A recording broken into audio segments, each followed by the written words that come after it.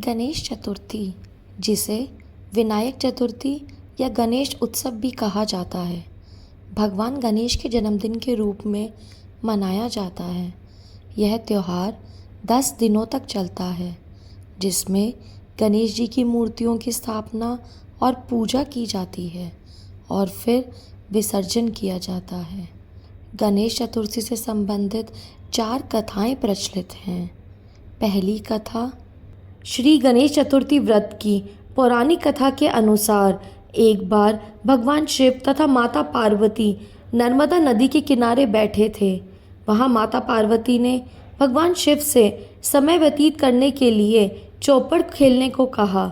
शिव चौपड़ खेलने के लिए तैयार हो गए, परंतु इस खेल में हार जीत का फैसला कौन करेगा, यह प्रश्न उनके समक्ष उठा तो भगवान शिव ने कुछ तिनके एकत्रित कर उसका एक पुतला बनाकर उसकी प्राण प्रतिष्ठा कर दी और पुतले से कहा, बेटा, हम चौपड़ खेलना चाहते हैं, परंतु हमारी हार जीत का फैसला करने वाला कोई नहीं है, इसलिए तुम बताना कि हम दोनों में से कौन हारा और कौन जीता। उसके बाद भगवान शिव और माता पार्वती का चौपड़ खेल शुरू हो गया।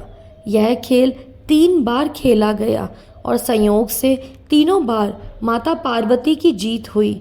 खेल समाप्त होने के बाद बालक से हार जीत का फैसला करने के लिए कहा गया तो उस बालक ने महादेव को विजयी बताया।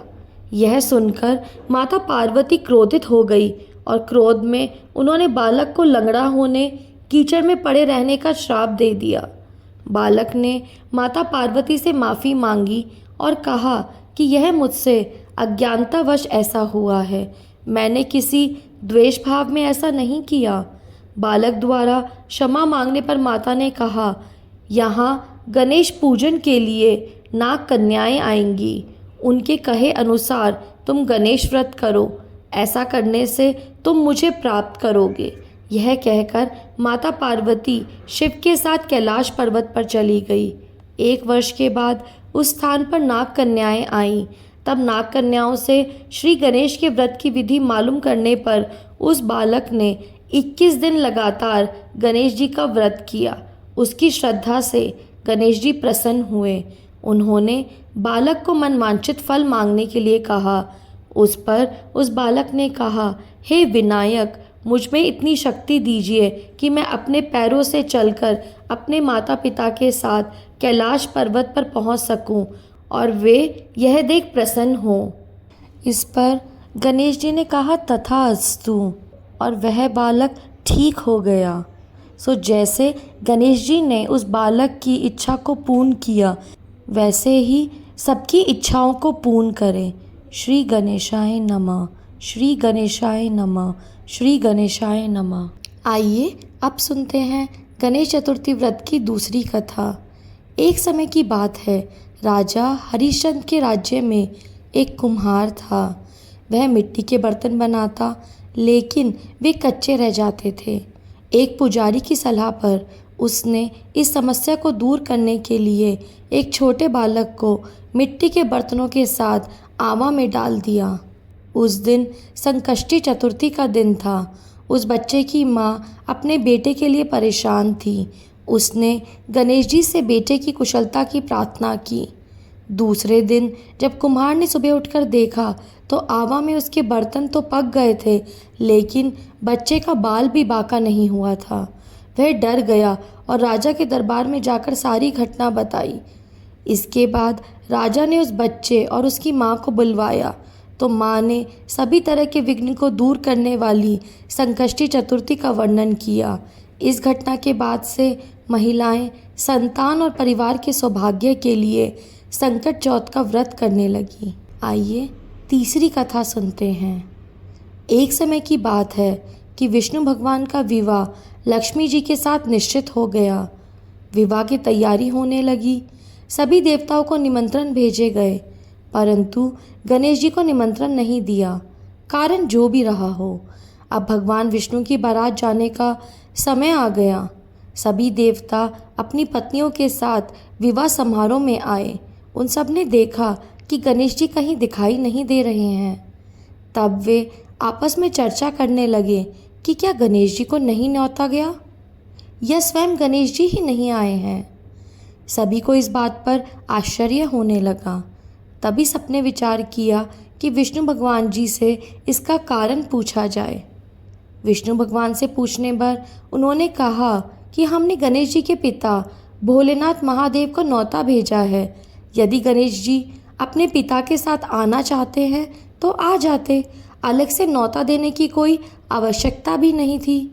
दूसरी बात यह है कि उनको 1.25 मन मूंग, 1.25 मन चावल, 1.25 मन घी और 1.25 मन लड्डू का भोजन दिन भर में चाहिए।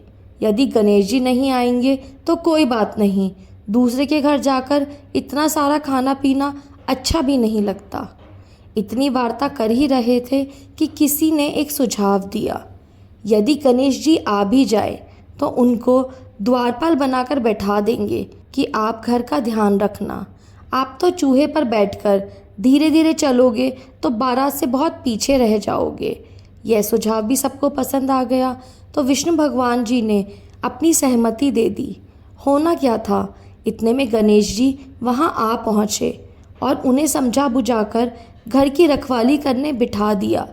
बारात चल दी। तब नारद जी ने देखा कि गणेश जी तो दरवाजे पर ही बैठे हुए हैं। तो वे गणेश जी के पास गए और रुकने का कारण पूछा। गणेश जी कहने लगे कि विष्णु भगवान जी ने मेरा बहुत अपमान किया है। नारद जी ने कहा कि आप अपनी मूषक सेना को आगे भेज दें तो वह रास्ता खोद देगी, जिससे उनके वाहन धरती में धंस जाएंगे। तब आपको सम्मानपूर्वक बुलाना पड़ेगा। अब गणेश जी ने अपनी मूषक सेना जल्दी से आगे भेज दी और सेना ने ज़मीन पोली कर दी। जब बारात वहाँ से निकली तो रथों के पहिए धरती में धंस गए। लाख कोशिश करें परंतु पहिए नहीं निकले। सभी ने अपने अपने उपाय किए परंतु पहिए तो नहीं निकले, बल्कि जगह जगह से टूट गए। किसी की समझ में नहीं आ रहा था कि अब क्या किया जाए। तब तो नारद जी ने कहा, आप लोगों ने गणेश जी का अपमान करके अच्छा नहीं किया। यदि उन्हें मनाकर लाया जाए तो आपका कार्य सिद्ध हो सकता है और यह संकट टल सकता है। शंकर भगवान ने अपने दूत नंदी को भेजा और वे गणेश जी को लेकर आए। गणेश जी का आदर सम्मान के साथ पूजन किया। तब कहीं रथ के पहिए निकले। अब रथ के पहिए निकल तो गए परंतु वे टूट फूट गए थे, तो उन्हें सुधारे कौन। पास के खेत में खाती काम कर रहा था। उसे बुलाया गया। खाती अपना कार्य करने के पहले श्री गणेशाय नमः कहकर गणेश जी की वंदना मन ही मन करने लगा। देखते ही देखते खाती ने सभी पहियों को ठीक कर दिया।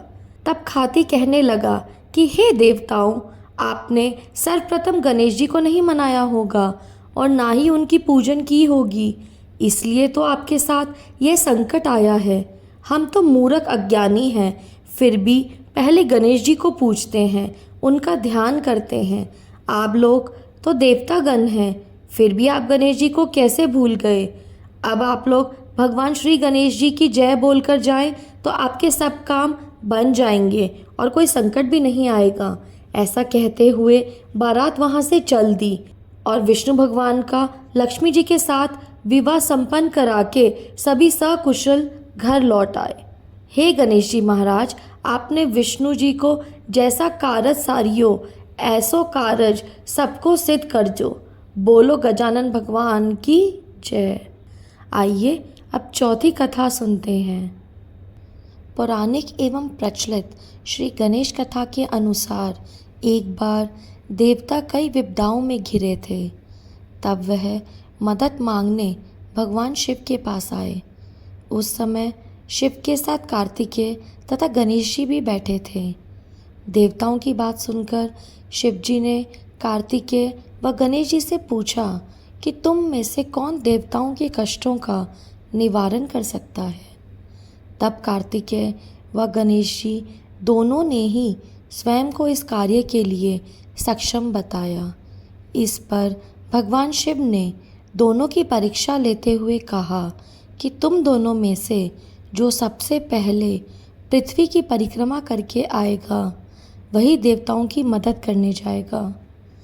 भगवान शिव के मुख से यह वचन सुनते ही कार्तिकेय अपने वाहन मोर पर बैठकर पृथ्वी की परिक्रमा के लिए निकल गए, परंतु गणेश जी सोच में पड़ गए कि वह चूहे के ऊपर चढ़कर सारी पृथ्वी की परिक्रमा करेंगे तो इस कार्य में उन्हें बहुत समय लग जाएगा।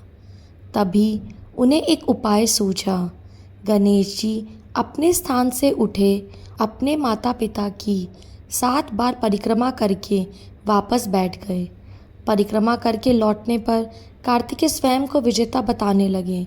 इतने में कार्तिकेय भी परिक्रमा कर कर लौट आए और परिक्रमा करके लौटने पर वह अपने आप को विजेता बताने लगे। तब शिवजी जी ने श्री गणेश से पृथ्वी की परिक्रमा ना करने का कारण पूछा। तब गणेश जी ने कहा, माता पिता के चरणों में ही समस्त लोक है। यह सुनकर भगवान शिव ने गणेश जी को देवताओं के संकट दूर करने की आज्ञा दी। इस प्रकार भगवान शिव ने गणेश जी को आशीर्वाद दिया कि चतुर्थी के दिन जो तुम्हारा पूजन करेगा और रात्रि में चंद्रमा को अर्घ देगा, उसके तीनों ताप यानी देहिक ताप, दैविक ताप तथा भौतिक ताप दूर होंगे। इस व्रत को करने से व्रतधारी के सभी तरह के दुख दूर होंगे और उसे जीवन के भौतिक सुखों की प्राप्ति होगी। चारों तरफ से मनुष्य की सुख समृद्धि बढ़ेगी। पुत्र पौत्रादि धन ऐश्वर्य की कमी नहीं रहेगी।